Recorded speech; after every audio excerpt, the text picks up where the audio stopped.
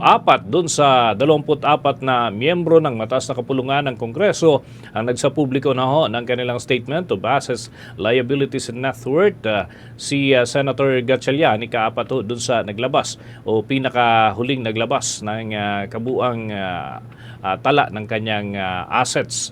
May balita si Bombo J.C. Galvez. Isinapubliko na ng 4 sa 24 na mga senadora ang kanilang Statement of Assets, Liabilities and Net Worth o SALN. Nauna nang nagboluntaryong naglabas ng kabuuang yaman si Senadora Risa Hontiveros na nagkakahalaga ng halos 19 million pesos. Sumunod si Senador Robin Hood Padilla na may net worth na 244 million pesos at Senate President Vicente Soto III na may kabuuang ari-arian na 188.8 million pesos. Ikaapat na nagsapubliko ng Statement of Assets, Liabilities and Net Worth si Senator Sherwin Gatchalian na nagkakahalaga ng 89.5 million pesos. Base sa dokumento, walang nakasaad na pagkakautang o liability si Gatchalian. 2 residential condominium units ang nakasaad sa kanyang mga real property na may kabuuang halaga na 40.1 billion pesos. Mayroon din siya mga personal na ari-arian, kabilang ang shares of stock, cash in bank at sasakyan na may kabuuang halaga na 49.3 million pesos.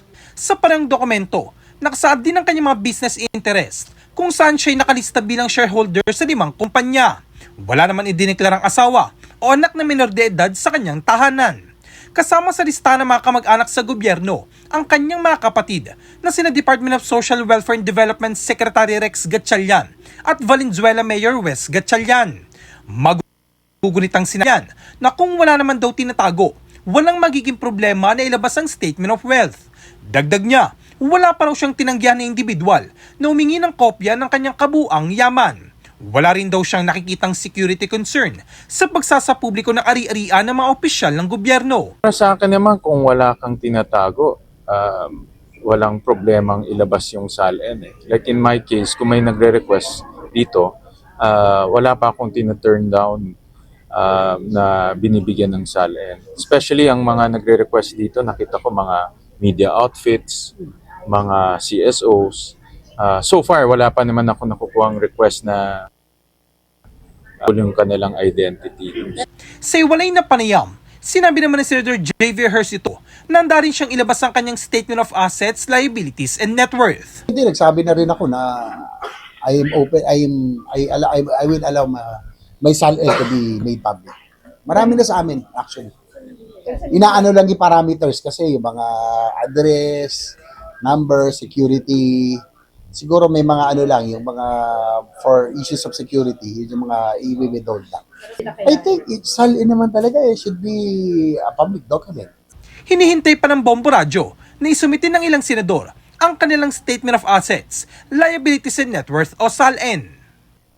Para sa Bombo Network News, ako si Bombo J.C. Galvez and this is Bombo Radio Philippines, the #1 and most trusted source of news and information.